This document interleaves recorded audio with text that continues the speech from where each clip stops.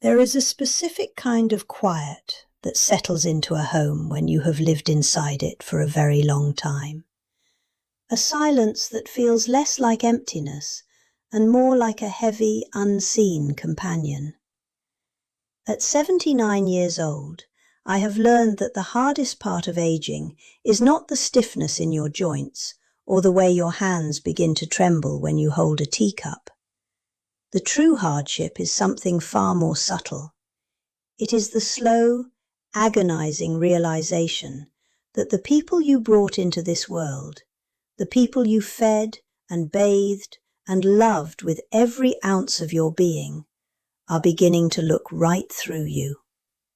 Nobody warns you about this transition. They tell you to prepare for the physical decline, to be careful on the stairs. But no one prepares you for the day you become a ghost in your own living room, watching your family treat you not as a mother, but as a logistical puzzle they need to solve. The shift did not happen overnight, but I can trace its origins to a Tuesday afternoon when my foot caught the edge of the hallway rug. It was a minor fall, nothing more than a bruised hip and a momentary fright. I did not need an ambulance, and I managed to pull myself up using the radiator before anyone even knew I had tripped. But I made the mistake of mentioning the incident to my eldest daughter later that evening on the telephone, seeking nothing more than the warmth of her sympathy. From that moment forward, the atmosphere in my home irrevocably changed. I stopped being Margaret, the woman who had held this family together through decades of storms, and suddenly became a fragile, unpredictable liability in their eyes. If you've ever felt invisible inside your own family, subscribe, and tell me in the comments where you're watching from. This house, a modest brick build in a quiet English town, holds the entire history of my adult life.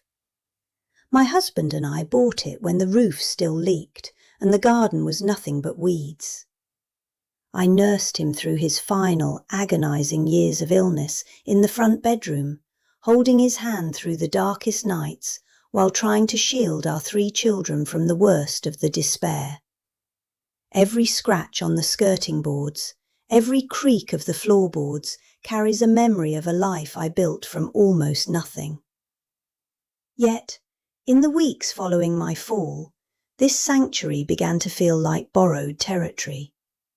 Their visits became frequent, but stripped of all genuine warmth. They no longer dropped by to share a cup of tea or ask about my garden. They came to inspect, to monitor, to assess my competency, as though I were a tenant failing to keep up with the lease. At first I told myself it meant nothing. I tried to view their overbearing behaviour as a clumsy manifestation of love. But the humiliation of being gently erased is impossible to ignore for long.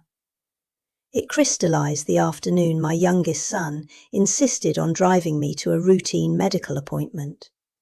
We sat in the cramped consultation room, and before the doctor could even finish asking me how my blood pressure medication was working, my son answered for me. He leaned forward, rested his elbows on his knees, and described my daily habits, my energy levels, and my supposed forgetfulness in a slow, patient tone. He spoke over me, referring to me in the third person, while I sat barely 2 feet away. When I opened my mouth to correct him, he placed a warm, heavy hand on my arm and offered me a patronizing smile, signalling that I should let the adults handle the conversation. That was when I started noticing the silence. It wasn't just in the doctor's office. The erasure began bleeding into the very walls of my home. My children would stand in the kitchen, washing dishes after a Sunday roast, speaking in hushed, hurried voices whenever I approached the doorway. If I asked what they were discussing, the subject would abruptly change to the weather or the television schedule.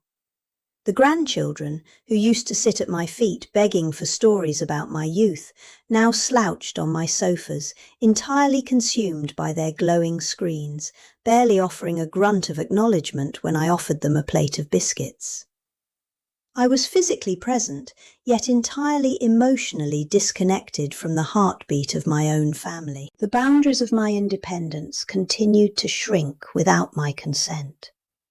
One Saturday morning, I returned from a short walk to the bakery to find my daughter in my sitting room, rearranging the furniture. She had pushed my favourite reading chair against the wall and moved the small coffee table into the hallway, claiming she was creating clear pathways for my safety. She hadn't asked me if I wanted the room changed. She hadn't considered that the coffee table was where I placed my crossword puzzles, or that moving the chair took away my view of the bird feeder in the garden. When I expressed my dismay, she simply sighed, a long, weary sound of manufactured patience, and told me I was being stubborn. I stood in the centre of my ruined sanctuary, realising that my preferences no longer mattered. But little by little, everything changed.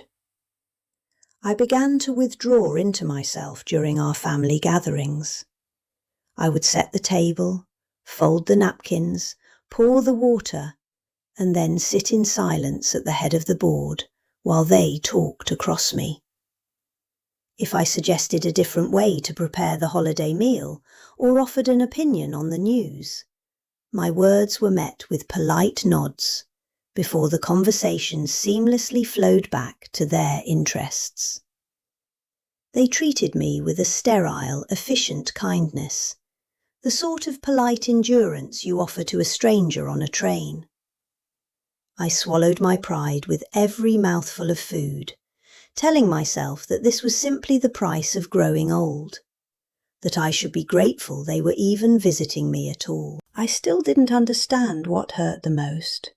I thought it was the loss of control, the physical reminders of my age.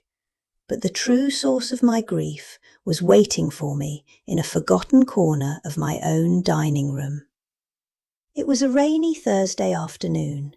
My eldest son had stopped by the previous day to help fix a leaking pipe under the sink, leaving his thick leather briefcase resting against the leg of the dining table. He had called to ask if I could find a specific receipt he thought he had left inside. I unbuckled the straps, pulling out a handful of folders to search for the slip of paper.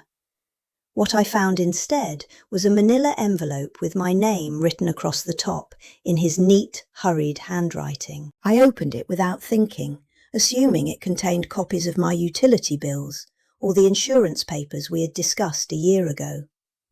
Instead, glossy brochures slid out onto the polished mahogany surface. They were pamphlets for a luxury retirement community located 20 miles away. Attached to them were printed emails between my 3 children. They had already toured the facility. They had discussed the monthly fees, compared the care packages, and, most devastatingly, had received a formal valuation of my house from a local estate agent. They were actively calculating how much the sale of my home would cover my living expenses in a residential facility. They had dismantled my future, evaluated my worth, and scheduled my departure without ever once asking me what I wanted. Tell me honestly, have you ever felt something like this inside your own home? That night I realised something I couldn't ignore anymore. Long after the rain had stopped tapping against the window panes, I sat alone in the dim light of a single lamp, directly across from the old oak cabinet where I keep my husband's letters and the faded albums of my children's first steps. I stared at the wood, feeling a cold, hollow ache in my chest that went far beyond the fear of leaving this house. It was the crushing weight of betrayal. I had spent 79 years proving my resilience. I had stretched meagre paychecks to ensure they never went hungry. I had made agonizing medical decisions for my dying husband, and I had endured the darkest nights of grief without asking them to carry my burden. Yet, to them, I was now nothing more than an aging liability whose life needed to be packed into boxes and managed by strangers. In the deep, uninterrupted silence of that night, the sorrow slowly gave way to a sharp, lucid clarity. I recognized the mistake I had been making for months. In my desperation to be agreeable, in my fear of becoming a burden, I had surrendered my voice. I had allowed them to mistake my quiet accommodation for incompetence. I had let them believe that because my steps were slower, my mind had somehow weakened. I realized that if I did not draw a line in the sand right then, I would spend my final years looking out of a window in a strange building, suffocating under the weight of their well-intentioned control. I did not feel anger. I felt a profound, unshakable determination to reclaim the dignity I had carelessly let slip through my fingers. The following morning, I woke up with a renewed sense of purpose. I dressed carefully, putting on a tailored coat and the pearl earrings my husband had given me for our 30th anniversary. I did not call my children to tell them my plans. Instead, I walked down to the town centre and visited a solicitor I had known for years. Sitting in his quiet, leather-scented office, I asked him to review my estate. I ensured that the deeds to the house were solely in my name and drafted a legal document that explicitly outlined my wishes, ensuring no property could be sold without my direct, conscious consent. I then walked to a local care agency and independently researched the cost of hiring a part-time domestic helper, budgeting my own pension to cover the expenses should I ever need assistance with the heavier household chores. I spent the next few weeks gently rebuilding the world outside my family. I called old friends I had lost touch with because I was too busy waiting for my children to visit. I joined a morning walking group at the local park. I proved to myself that my life was not over simply because my family had decided it was.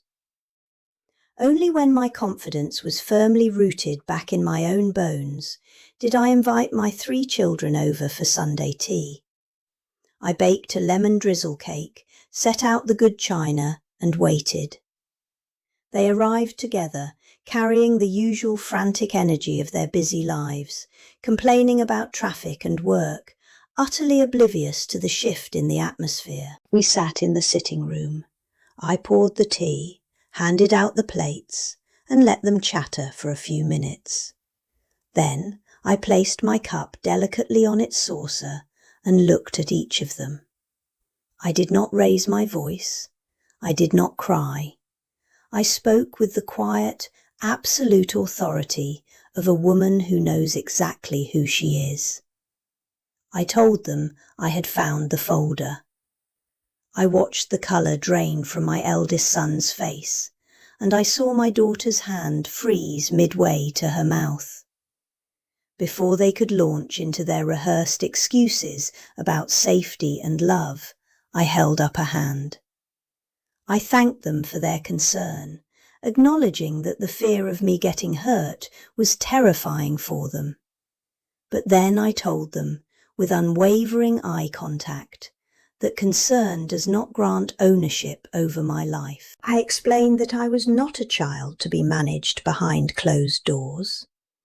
I laid out the legal steps I had taken with the solicitor and the contingency plans I had made with the home care agency. I told them that I would remain in my own home on my own terms until my dying breath, unless I decided otherwise. The silence that followed was heavy with shame. Their defensive postures crumbled into profound discomfort. My son looked down at his shoes, apologizing in a thick, choked voice, admitting that they had been terrified of something happening to me and had panicked. They finally understood that in their rush to protect my body, they had completely disregarded my soul. The change in our dynamic was not instantaneous, but the air in my home was permanently cleared. The patronizing tone vanished. They stopped trying to rearrange my furniture and started asking for my permission before making suggestions. The boundaries I had quietly established commanded a new, profound respect. As the months passed, the tension dissolved into a healthier, more honest relationship. I hired a lovely woman to come twice a week to help with the heavy cleaning, maintaining my independence while giving my children the peace of mind they desperately needed. My home returned to being my sanctuary, a place where I was the master of my own routine, not a passive spectator. Last Sunday, the house was full again. The grandchildren were laughing in the hallway. The smell of roasting potatoes filled the kitchen, and my 3 children were gathered around the dining table. Someone brought up a complicated issue regarding my grandson's university choices. Without hesitating, I offered my perspective, a quiet piece of advice drawn from a lifetime of experience. I paused, half expecting someone to talk over me, but the room grew entirely still. My daughter put down her fork. My son leaned back in his chair. Every pair of eyes around the table turned to me, waiting, listening, giving my words the weight and space they deserved.